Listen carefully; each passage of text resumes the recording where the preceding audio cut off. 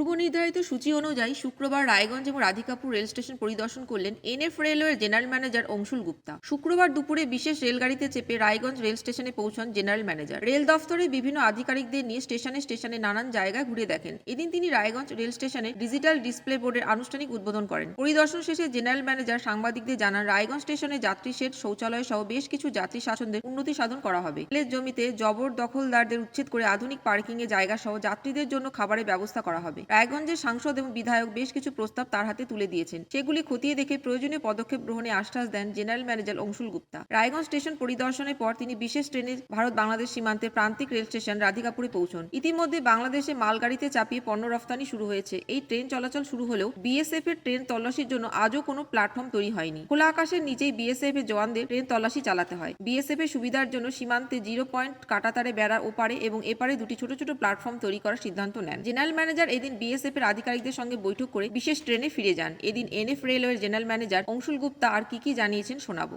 चलिए, पहले तो जो हम लोग यहाँ आए हैं ये जीएम एनुअल इंस्पेक्शन में, क्योंकि कई सेक्शन हम लोगों के लिए बहुत इंपॉर्टेंट होते जा रहे हैं।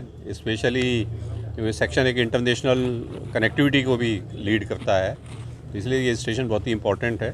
तो इस सेक्शन में क्या अपग्रेडेशन करना है, सेफ्टी के पॉइंट ऑफ व्यू से, पैसेंजर एमिनिटीज़, नई सर्विस को चलाना, तो कुछ डिमांड यहाँ आई है। एमपी मैडम ने कई चीज़ें हम लोगों से पहले कही थी, वो हम लोग उसमें कार्य कर रहे हैं और उसके और भी कार्य हैं। जैसे अभी आरओबी की बात हुई थी, वो भी उन्होंने कहा था। आज एमएलए साहब भी हैं, वो भी कहा था।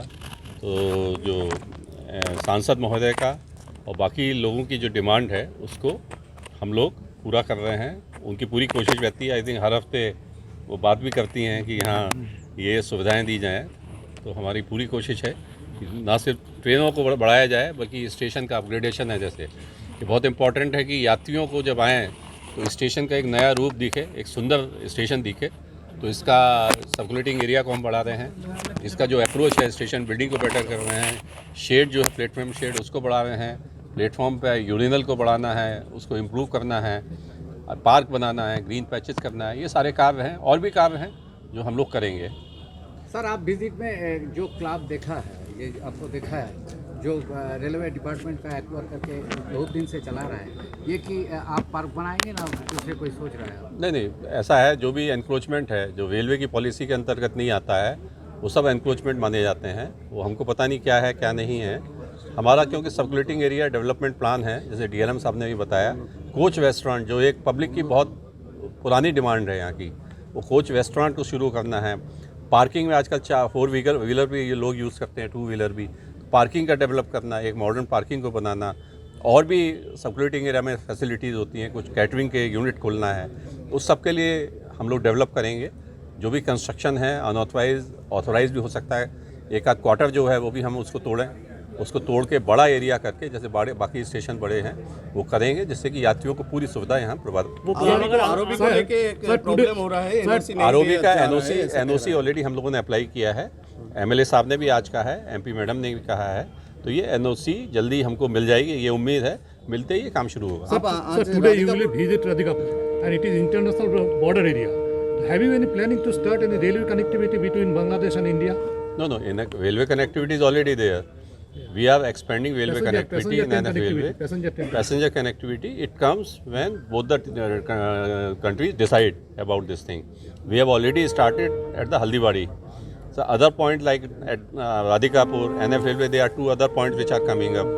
One at Karimganj and another at Agartala. So all these things are already there. Everybody wants that we should have rail connectivity between 2 countries which have long history of this thing, family relations, socialization. So we want to have this type of connectivity, connect between 2 countries through railways. Vande Bharat जो express train वो कब चालू होने वाला है? Vande Bharat most probably it will be launched on 30th of this month between Howrah and Inji. বাণিজ্যিক সংগঠন West Bengal chamber of কমার্সের সম্পাদক শঙ্কর কুণ্ডু এ বিষয়ে জানান, কয়েকটা ইম্পর্টেন্ট দাবি করেছি। তার মধ্যে প্রথম হচ্ছে আমাদের এখানে যে সীমাঞ্চল এক্সপ্রেস ট্রেনটা ছিল, যেটা কোভিড পিরিয়ডে বন্ধ হয়ে গেছে, সেটাকে চালু করার জন্য আমরা প্রথম দাবি করেছি। এরপরে আমরা দাবি করেছি বুনিয়াদপুর কালিয়াগঞ্জ এবং রায়গঞ্জ জালখোলা যে লাইনটার এর আগে কাজটা অনেকটা এগিয়ে ছিল, কাগজপত্রের কাজ অনেক এগিয়ে ছিল, কাজটা এখন মুলতবি রয়ে গেছে, সেটাকে আমাদের চালু করার কথা বলেছি। যেমন বালুঘাট থেকে হিলি রেল লাইনের কাজ চালু হয়েছে, তেমনি আমাদের এই লাইনে চালু করতে বলেছি। এছাড়াও আমাদের রেক পয়েন্ট, আমাদের এই ট্রেনের সাথে ফার্স্ট ক্লাস বগি, অন্যান্য আরও কিছু ডেভেলপমেন্টের জন্য বা জেলার আরও দু একটা পয়েন্টে ডেভেলপমেন্টের কথা বলছি আমরা। উনি কি আশ্বস্ত করেছেন? উনি বলেছেন আমরা দেখব। রেক পয়েন্টের ক্ষেত্রে আমরা আপনার সাথে অনেক রকম আলোচনা করেছি, আপনার রেক পয়েন্ট নিয়ে শুরু করে কিছু কিছু কথা বলেছেন এবং উনি কিছুটা আশ্বস্ত করেছেন।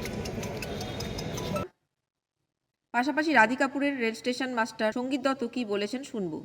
জোনাল হেডকোয়ার্টারের head of the department GM সাহেব এসেছিলেন, আনসুল গুপ্তা, এসে আমাদের বাংলাদেশে ইন্দো বাংলাদেশ যেটা ইন্টারচেঞ্জিং পয়েন্ট আছে 0 পয়েন্ট, সেটা পরিদর্শন করলেন এবং সেখানে নতুন কি পরিকাঠামো করা যায় যাতে ইন্টারচেঞ্জিংয়ের সুবিধা হয়। বাংলাদেশে মালগাড়ি যাচ্ছে, পরবর্তীকালে প্যাসেঞ্জার ট্রেনেরও যাওয়ার সম্ভাবনা থাকতে পারে, তার জন্য কি ইনফ্রাস্ট্রাকচারের দরকার, কীরকম প্ল্যাটফর্ম দরকার, সেগুলো ডিসকাস করেন এবং যা দরকার বিএসএফদের সেগুলো করার অনুমতি দিলেন।